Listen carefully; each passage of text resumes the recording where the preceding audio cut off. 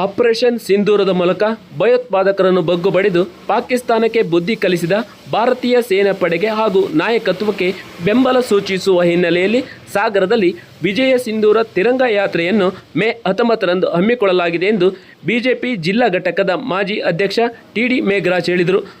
ಪಕ್ಷಾತೀತವಾಗಿ ಜಾತ್ಯತೀತವಾಗಿ ನಡೆಯುವ ಈ ಕಾರ್ಯಕ್ರಮದಲ್ಲಿ ದೇಶಭಕ್ತರು ಹೆಚ್ಚಿನ ಸಂಖ್ಯೆಯಲ್ಲಿ ಭಾಗವಹಿಸಬೇಕೆಂದು ಕರೆ ನೀಡಿದರು. ಟೀಕೆಗೆ ಇನ್ಯಾವುದೇ ವಿಚಾರಕ್ಕೆ ನಾನು ಉಲ್ಲೇಖ ಮಾಡಕ್ಕೆ ಹೋಗಲ್ಲ.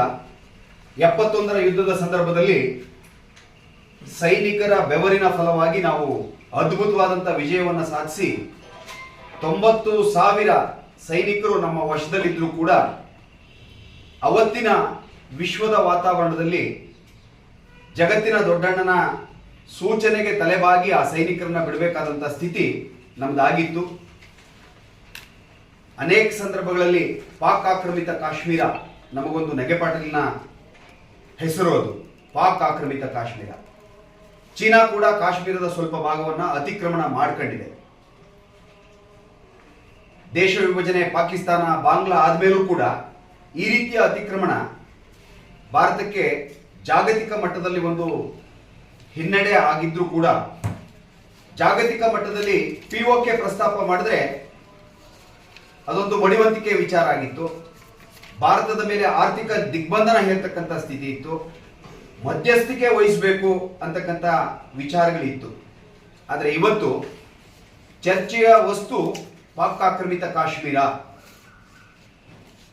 ಪಾಕಿಸ್ತಾನದ ಜೊತೆಗೆ ಸಿಂಧೂ ನದಿ ನೀರು ಬಿಡಬೇಕು ಅಂತಂದ್ರೆ ರಕ್ತ ನೀರು ಒಟ್ಟಿಗೆ ಹರಿಯಕ್ಕೆ ಸಾಧ್ಯ ಇಲ್ಲ. ಉಗ್ರಗಾಮಿ ಕೃತ್ಯಗಳಿಗೆ ಬೆಂಬಲಿಸೋದನ್ನ ಬಿಡಬೇಕು. ಆಗ ಸಿಂಧೂ ನದಿಯ ನೀರಿನ ಬಗ್ಗೆ ನಾವು ಮಾತನಾಡ್ತೇವೆ.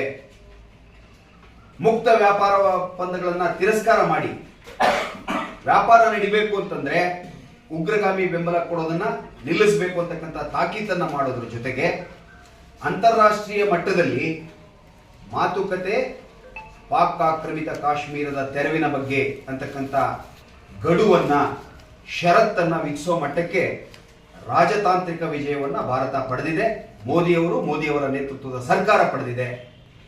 ಯಾವ ಪಹಲ್ಗಾಮ್ನಲ್ಲಿ ಹೇಡಿತನದಿಂದ 26 ಜನ ಮುಗ್ಧರನ್ನ ಅಮಾಯಕರನ್ನ ಬಲಿ ಪಡೆದಿದ್ರು, ಜಾಗತಿಕವಾಗಿ ಹೇಳಿ ಸವಾಲನ್ನು ಹಾಕಿ ಒಂದೇ ಒಂದು ಮುಗ್ಧ ಜೀವವನ್ನ ಬಲಿ ಕೊಡದೇನೆ ತಾಂತ್ರಿಕ ಪರಿಣಿತಿಯನ್ನ ಸಾಧಿಸಿ ಸೈನ್ಯದ ಪ್ರತಿಶತ 100ರ ಸಾಮರ್ಥ್ಯವನ್ನ ವಿನಿಯೋಗ ಮಾಡಿ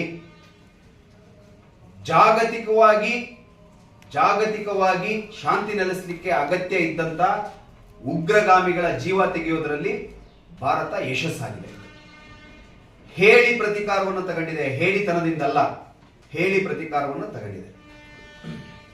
ಇದಾದ ಮೇಲೂ ಕೂಡ ತನ್ನ ಬಂಡತನ, ಹುಚ್ಚಾಟ, ನೀಚತನದಿಂದ ಪಾಕಿಸ್ತಾನ ಅಲ್ಲಲ್ಲಿ ಉಗ್ರಗಾಮಿ ಚಟುವಟಿಕೆಗೆ ಬೆಂಬಲ ಕೊಟ್ಟಾಗ ಭಾರತ ಅವರ ನೆಲವನ್ನ, ಅವರ ಪ್ರದೇಶವನ್ನ ಪ್ರವೇಶ ಮಾಡದೇನೆ ತಾಂತ್ರಿಕವಾಗಿ ಉಗ್ರಗಾಮಿ ನೆಲೆಗಳನ್ನ, ಸೈನ್ಯದ ನೆಲೆಗಳನ್ನ, ವಿಶೇಷವಾಗಿ ಲಾಹೋರ್, ಕರಾಚಿ, ರಾವಲ್ಪಿಂಡಿ ಅಂತ ಪ್ರದೇಶಗಳು, ಪಾಕಿಸ್ತಾನದ ಹೃದಯ ಭಾಗವನ್ನ, ವಾಯುನೆಲೆಯನ್ನ ಉಡಾಯಿಸೋದ್ರಲ್ಲಿ ಯಶಸ್ಸನ್ನ ಕಾಣಿತು. ಇದರ ಮಧ್ಯೆ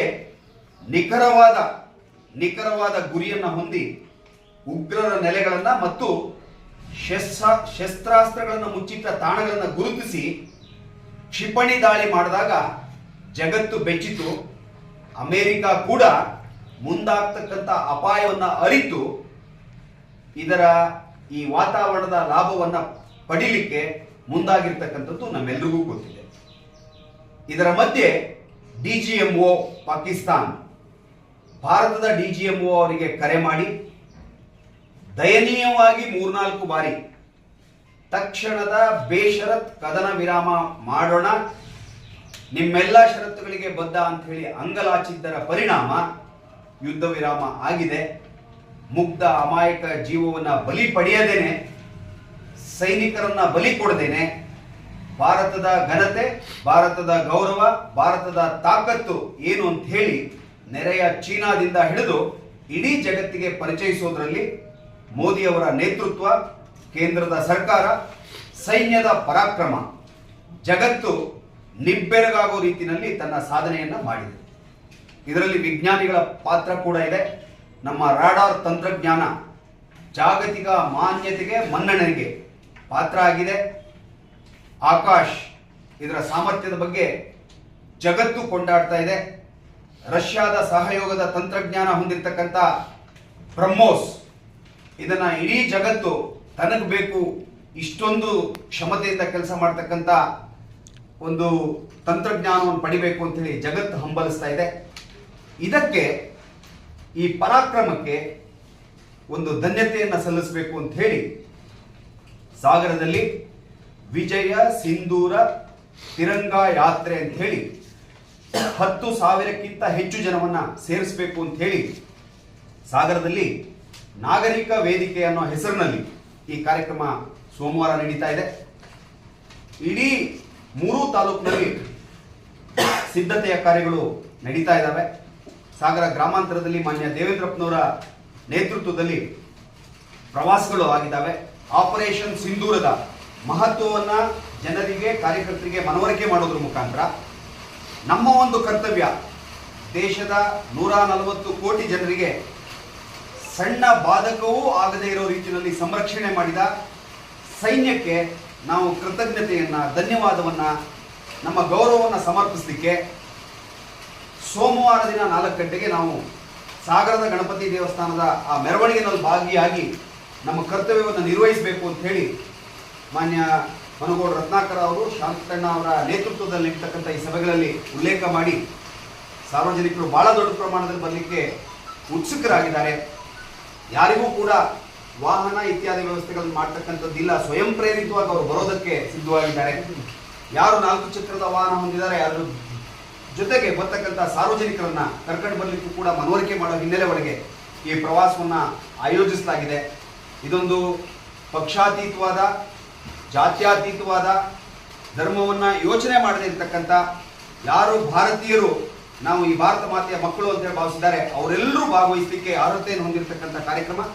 ತಮ್ಮ ಮುಖಾಂತರ ಎಲ್ಲ ರಾಜಕೀಯ ನೇತಾರರಿಗೆ, ರಾಜಕೀಯ ಮುಖಂಡರುಗಳಿಗೆ, ಜೊತೆಗೆ ಎಲ್ಲ ಧರ್ಮದ ಬಂಧುಗಳಿಗೆ, ಜಾತಿಯ ಬಂಧುಗಳಿಗೆ ನಾವು ಬರಬೇಕು ಅಂತಕ್ಕಂಥ ಕರೆಯನ್ನು ಈ ಸಂದರ್ಭದಲ್ಲಿ ಕೊಡ್ತಾ, ಜಿಲ್ಲಾಧ್ಯಕ್ಷರು, ಮಾಜಿ ಜಿಲ್ಲಾಧ್ಯಕ್ಷರು, ಆದರೆ ನಮಗೆ ಹಾಲಿ ಜಿಲ್ಲಾಧ್ಯಕ್ಷರು ಅವರೇ.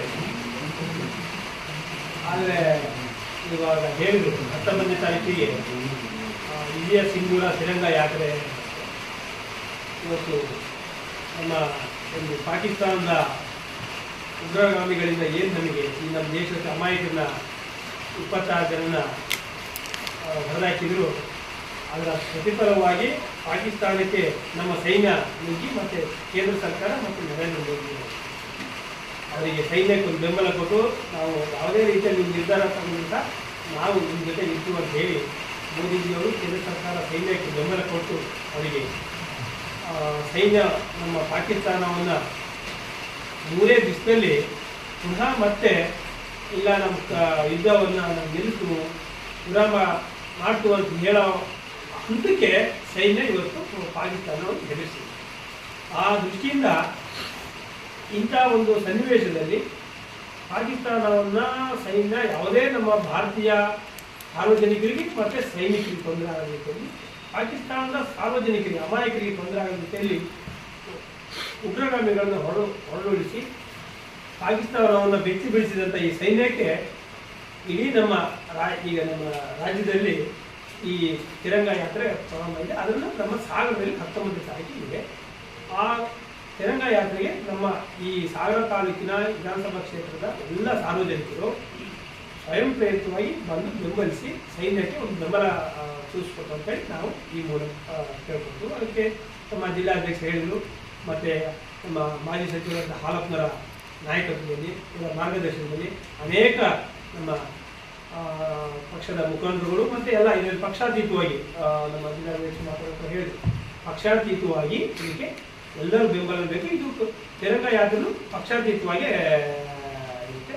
ಹಾಗಾಗಿ ಸಾರ್ವಜನಿಕರು ವಿಷಯ ಒಂದು ವೇಳೆ ಗೊತ್ತಾಗದೆ ಹೋದರೂ ಮಾಧ್ಯಮದಲ್ಲಿ ನೋಡಿ ಈ ಈ ಈ ತಿರಂಗ ಯಾತ್ರೆಯಿಂದ ಅತಿ ಹೆಚ್ಚಿನ ಸಂಖ್ಯೆಯಲ್ಲಿ ಜನ ಸೇರಿ ಈ ಸೈನ್ಯಕ್ಕೆ ಒಂದು ಬೆಂಬಲ ಕೊಟ್ಟು ಯಶಸ್ವಿಗೊಳಿಸಬೇಕು ಅಂತ ಈ ಮೂಲಕ ಹೇಳ್ತಾರೆ.